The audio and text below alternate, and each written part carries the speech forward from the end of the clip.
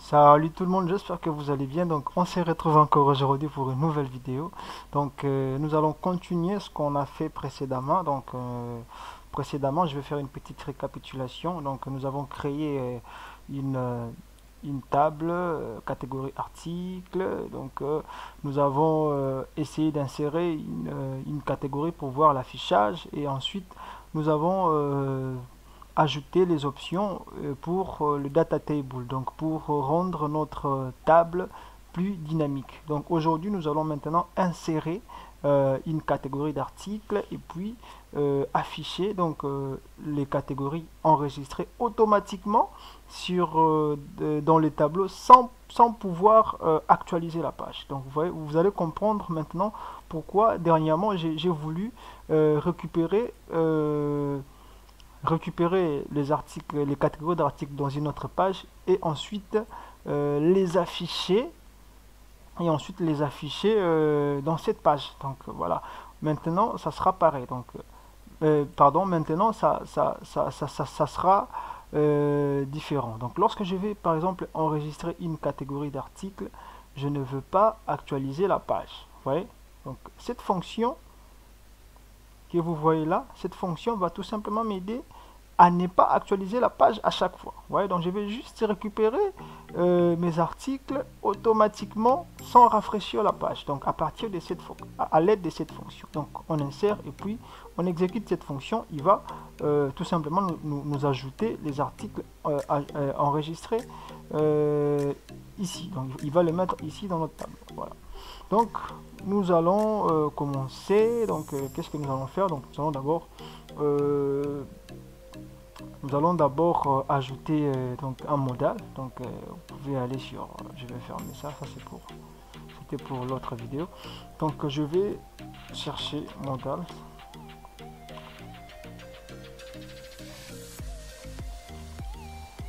Donc dans modal, un modal c'est juste tout simplement un pop-up. Donc lorsque je clique comme ça, vous voyez, j'ai un pop-up qui m'affiche modal. Qu'est-ce que je vais faire? Je vais juste copier ça. Je vais juste copier ces attributs ici et je vais le rajouter ici. Vous voyez, vous sentez que la page n'a pas beaucoup de code, parce que d'autres informations on le récupère dans une autre page, parce que moi je ne veux pas surcharger mes pages et tout. Donc je vais vraiment rendre mes pages bien lisibles. Voilà. Donc on va juste rajouter une option ici. Donc on va juste après la classe. Donc voilà. Ensuite, nous allons copier tout ça. Nous allons copier tout ça. Et je préfère le mettre à la fin. Voilà. Donc ça c'est le modal. Donc, qu'est-ce qui va se passer ici? Donc lorsque je vais cliquer ici, vous voyez, j'ai un modal, par exemple. Donc on va juste modifier tout simplement. Voilà. Donc ce modal va nous permettre d'ajouter une catégorie d'articles. Je vais fermer. Donc je vais revenir là. On va changer un peu de choses. Donc je vais vous expliquer d'abord comment ça marche le modal. Donc quand vous ajoutez une option data toggle modal, cela veut dire que ce bouton va gérer les modal. Et puis quand vous ajoutez data target, il faut l'indiquer, donc le schéma, quel modal il va exécuter. Donc le data target va sélectionner l'ID du modal qu'on doit afficher. Donc voilà, donc la même valeur que vous avez ici, c'est la même valeur qui est ici, donc c'est l'ID. Donc yes veut dire ID. Donc on va essayer de changer par exemple 4 articles modal. Donc il faudrait aussi changer l'ID ici. Voilà. Sinon ça ne marchera pas. Voilà. Donc ça sera comme ça. Donc si on essaie d'actualiser et on essaie de faire ça, vous voyez, ça marche. On doit juste changer les titres. Modal title, on va le mettre en français. Voilà. Donc je vais essayer de le pousser un peu plus là. Donc on va changer les titres.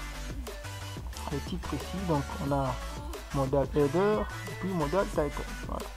Donc le titre, on va le mettre par exemple, ajouter une catégorie, par exemple. Article. Ensuite, là, ça sera fermé. Puis enregistré.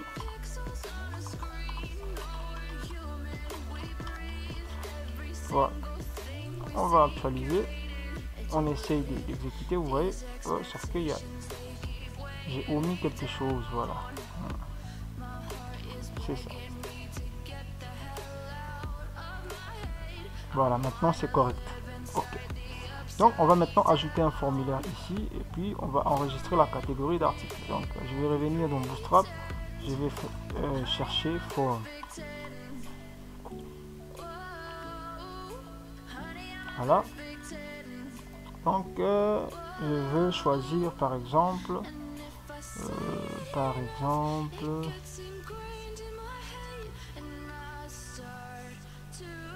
celui-là, il me plaît bien.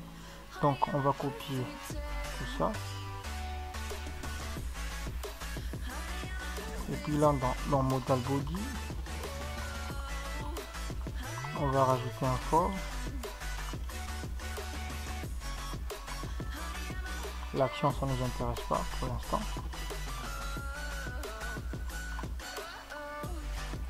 Ensuite,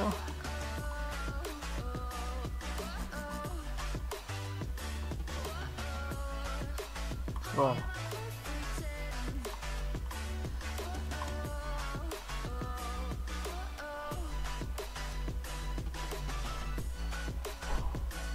Lui, il peut revenir là. Donc là, il peut, voilà. C'est bien comme ça. Donc on va changer ici, ça sera non. Et puis il faudrait faire des changements ici. Ça sera par exemple name 4 article. Et puis là, name 4 article. Il faut ajouter un placeholder.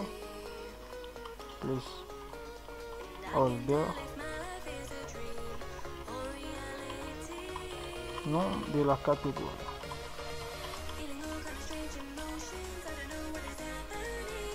Texte des types. Voilà. Donc on va essayer d'actualiser pour voir. Vous voyez, donc on a nom de la catégorie.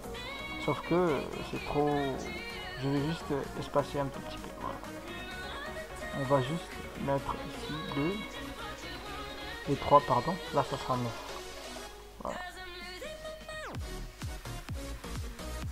Donc, voilà. Comme ça, c'est quand même bien. Donc, c'est quand même espace. Bien. Pardon. On va mettre 4. C'est mieux de mettre 4. Et puis 8.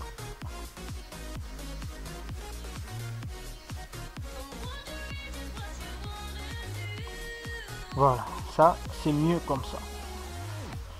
Donc maintenant nous allons enregistrer. Donc nous allons enregistrer dans nos catégories d'articles. Donc là je vais juste revenir ici dans les boutons. Je vais lui donner un ID. Par exemple save 4 articles par exemple. Donc on va venir ici à la fin, donc enregistrement de catégorie d'articles.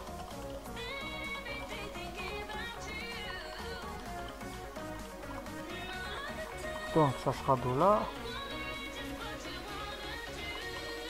point clic,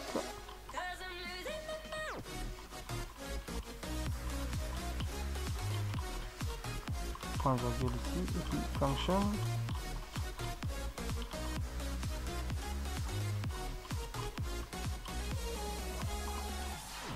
donc on va faire un alerte pour voir est-ce que ça marche.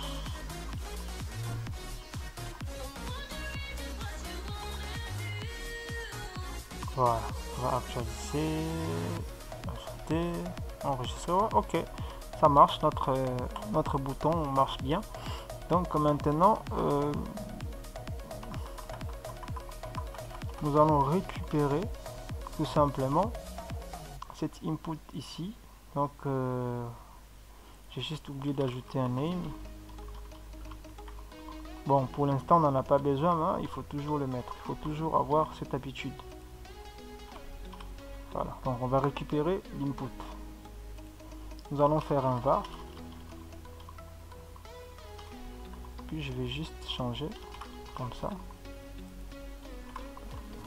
Voilà, et puis je récupère l'input.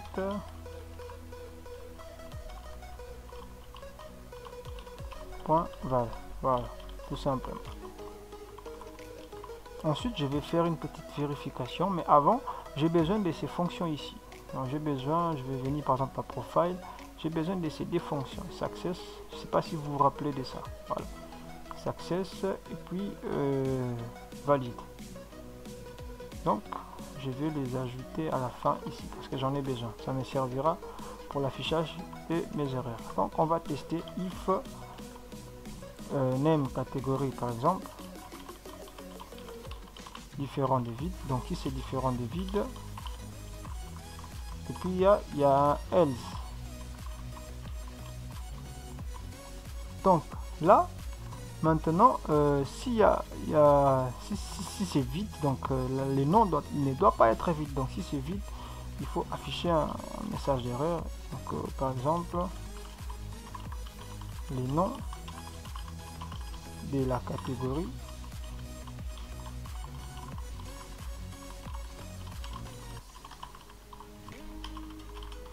ne doit pas être vide.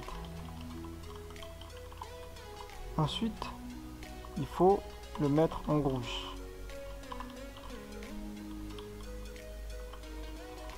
Donc ça sera celui-là.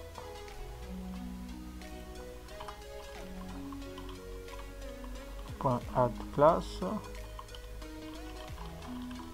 is invalid.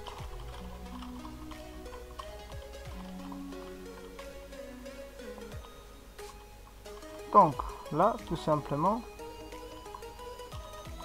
si c'est bon, je vais faire un remove class ici, et puis là je peux continuer mes instructions. Voilà, donc si c'est différent de vide, donc on va enlever la classe is invalide et puis on va lancer une requête Ajax.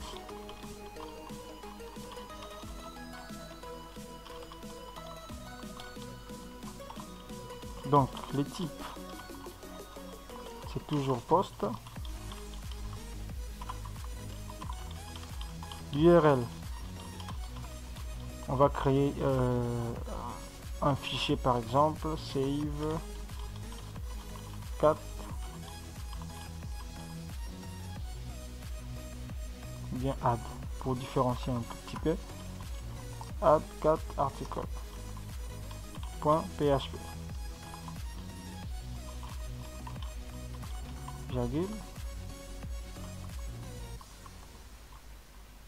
Donc je veux ajouter, oh non c'est pas là-bas, on est bien dans espacement. Bon, je vais ajouter le fichier en question. Voilà, donc on va le compléter après. Donc je vais juste fermer article, ça on verra après. Ça aussi on a déjà fini avec ça. Voilà. Donc là on va mettre le PHP et puis nous allons ajouter d'autres choses. On revient ici. Donc et puis on va récupérer aussi l'ID. On va récupérer l'ID, donc var. Si je reviens ici, je vais récupérer l'ID normalement ici. Donc je vais juste copier. Bon, vu que j'ai besoin de cette j'ai besoin de ces comment on appelle ça encore j'ai besoin de cette variable. C'est une variable, j'ai besoin de cette variable dans plusieurs fonctions. Donc moi je vais le déclarer en global tout simplement pour ne pas répéter à chaque fois. Donc je vais venir ici, je vais l'enlever et puis je vais l'afficher en global. Donc parce que on a besoin de ça. Voilà. Ça c'est l'ID de l'utilisateur, parce qu'il sera utilisé dans cette fonction et il sera utilisé dans d'autres fonctions aussi. Donc vu qu'il est global, il peut être utilisé ici. Donc pareil ici, je n'aurai pas besoin de lui déclarer ici, tout simplement parce qu'il est déclaré en global. Voilà. Donc data, nous allons envoyer name 4.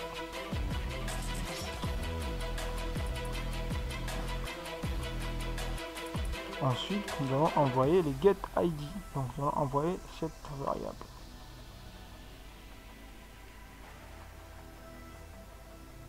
Voilà, ici.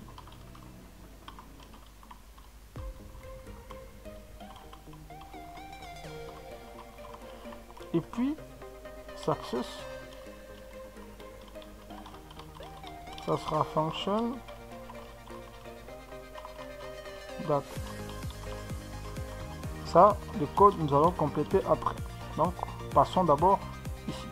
Donc, je vais d'abord add new user. Par exemple, j'ai besoin de cette fonction ici. J'ai besoin de ce code ici. Donc, je vais le coller là. On se connecte à la base de données.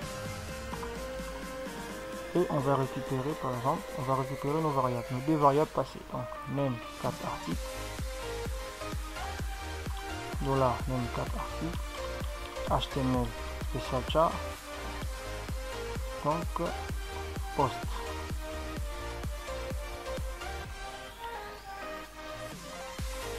Ensuite,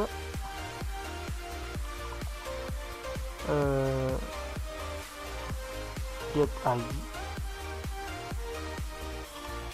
On va le mettre ici. Et là, on pourra maintenant lancer nos requêtes. Donc, si je ne sais pas si vous avez oublié, on a d'autres choses aussi dans la table catégorie articles. Donc, on a les noms déjà c'est bon. On a updated at et created at et puis updated at. Donc, ID user, on l'a déjà. Donc, ici, il faut maintenant récupérer la date actuelle.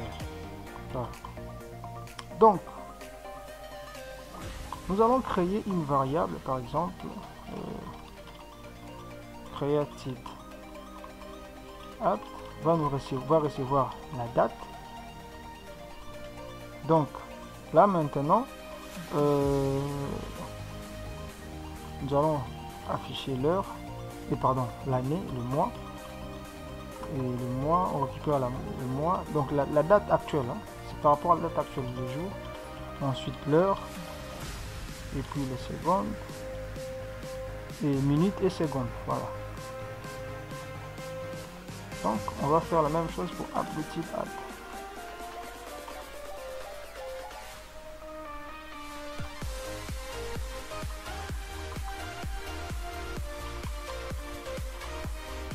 Bon, je vais juste vérifier est-ce que cette fonction marche. Qu'est-ce que je vais faire?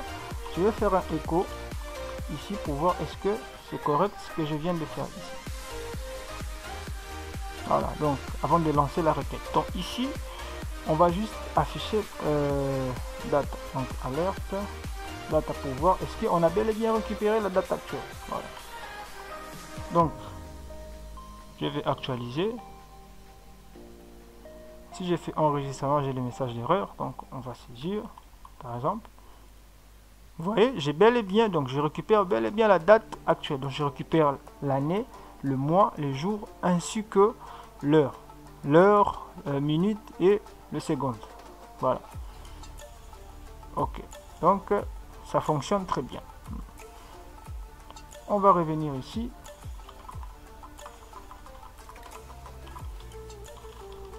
On va créer, on va lancer notre requête. Prepare. Donc insert into. Donc into c'est cette table 4 articles.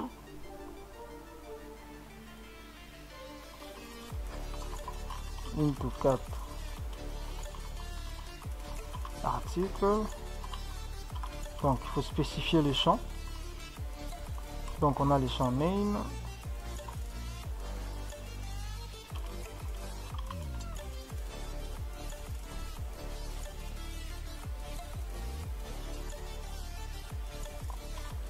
created at, updated at, ensuite ID user. Donc values,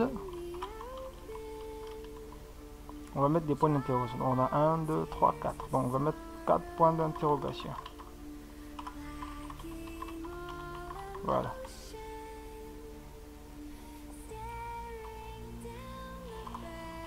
Insert, execute, array. Donc on va enregistrer le nom de l'article, name. Ensuite created at. Ensuite updated at.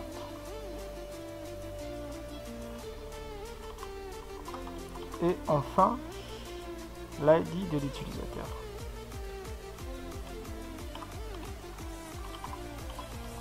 Et là on va juste faire un echo success. Donc si tout va bien, il va nous afficher success.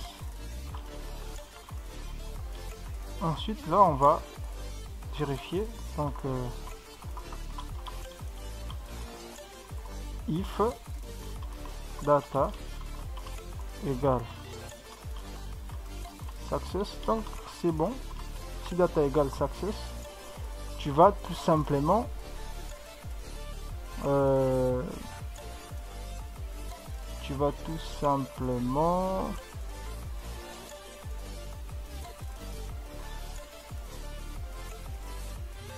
mettre d'abord, tout simplement, tu vas d'abord initialiser le contenu qui est là.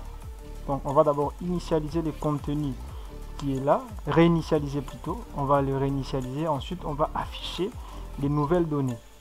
Donc on va d'abord réinitialiser, on va réinitialiser les contenus qu'il y aura ici, et ensuite nous allons afficher maintenant les nouvelles données, tout simplement, sans rafraîchir la page, vous voyez, sans rafraîchir la page. Donc ici, si ce n'est pas égal à success, on va afficher par exemple un message d'erreur,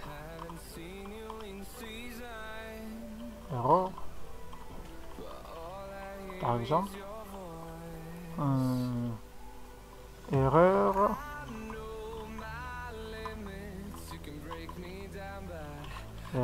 lors de l'enregistrement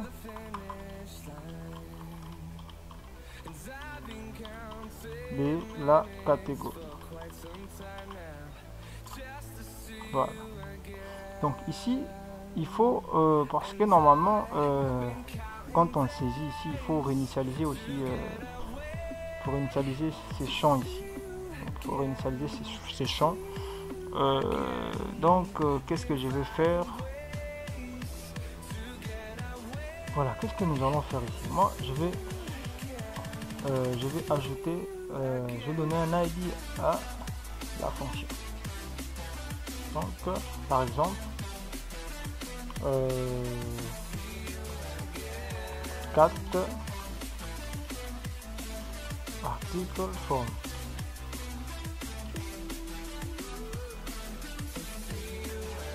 Donc ici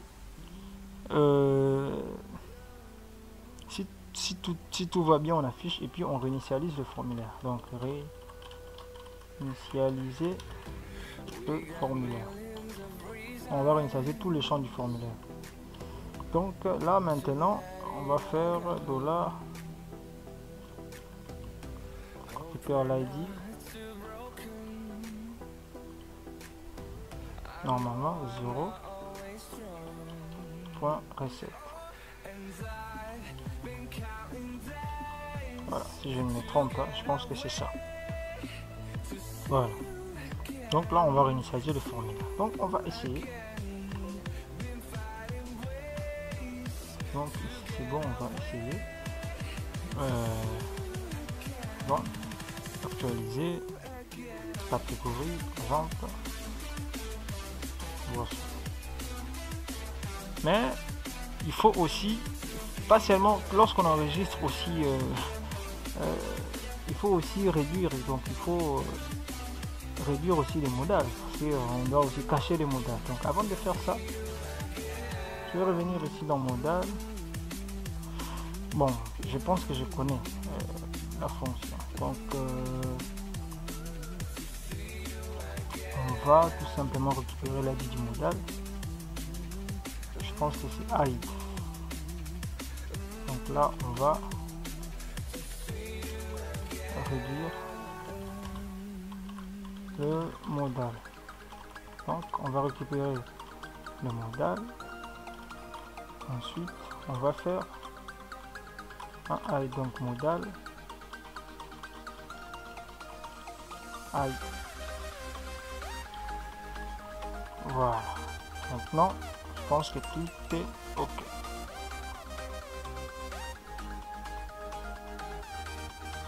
Est-ce qu'on a affiché les messages? On n'a pas affiché les messages. Pour afficher les messages. Valide.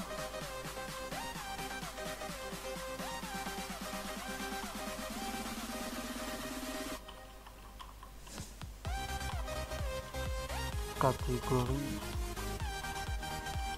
d'articles ajoutés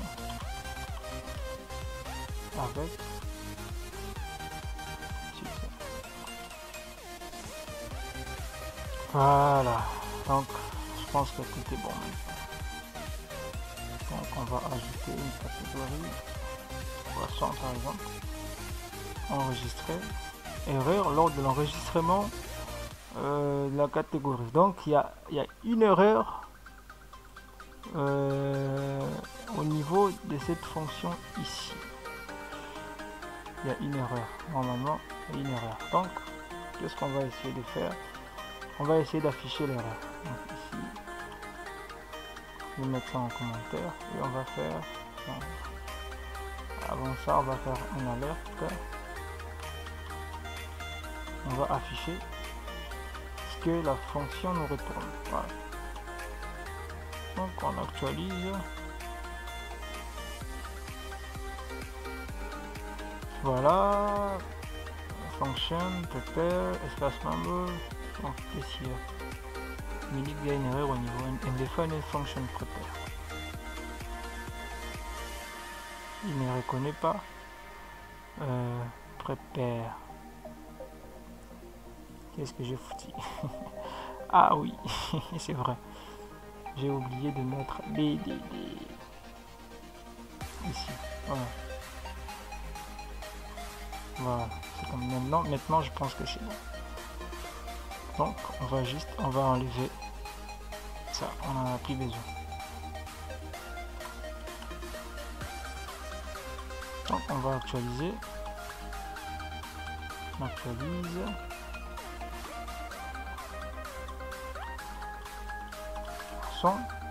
On enregistre, ouais. Catégorie d'articles ajouté avec succès. On n'a pas actualisé la page. Nous n'avons pas actualisé la page ici. Ouais. Et la page et le tableau a récupéré les. On a affiché automatiquement le résultat sans. Je n'ai pas actualisé la page. Donc la page, je n'ai pas. Je peux tester. Je vais ajouter un autre article par exemple, je sais pas, on a boisson, on a, qu'est-ce que je peux encore ajouter, par exemple, qu'est-ce que je peux encore ajouter, catégorie par exemple, eau. Si je clique enregistrer, vous allez voir que la page, je n'ai pas du tout rafraîchi la page. Automatiquement, vous sentez que le tableau est mis à jour. Donc c'est ça Ajax. Donc c'est ce que je voulais. Voilà pourquoi j'ai voulu j'ai voulu utiliser, j'ai voulu récupérer les informations dans une autre page pour les afficher. Donc c'était ça le but. Maintenant ici, Data Table nous permet de faire une recherche sans pour autant lancer une requête. Si j'essaie de mettre P, bon, je sais pas, il n'effectue aucune recherche. Ça c'est bizarre. Pourquoi?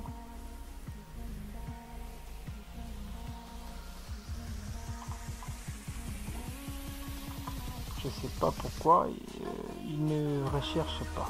Il devrait rechercher tout ça. Je pense que tout simplement parce que je pense que tout simplement Data Table ne supporte pas le fait que qu'on récupère les données dans une autre page. Donc lui il veut qu'on affiche directement. Donc il veut qu'on affiche directement les données sans pour autant récupérer à l'aide de Ajax. Bon, c'est pas grave, nous allons modifier un peu. Donc nous allons venir ici dans cette fonction affiche 4 articles, c'est pas grave. Je vais copier tout ça et puis je vais revenir ici. Donc là maintenant je veux les coller ici. Voilà. Donc on n'a plus besoin de récupérer via Ajax parce que avec les tableaux normaux ça marche très bien. Ouais, mais avec Data Table, j'avais oublié de vous le dire que ça ne marche pas. Donc on va juste enlever ça. Parce qu'on se connecte déjà dans la base de données. On va enlever ça. Donc du coup, on n'a plus besoin de cette fonction ici. On n'a plus besoin de cette fonction.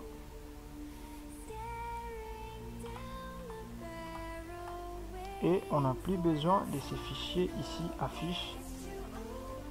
Je vais tout simplement les supprimer. Voilà. Donc maintenant ici, il faudrait faire des petits changements.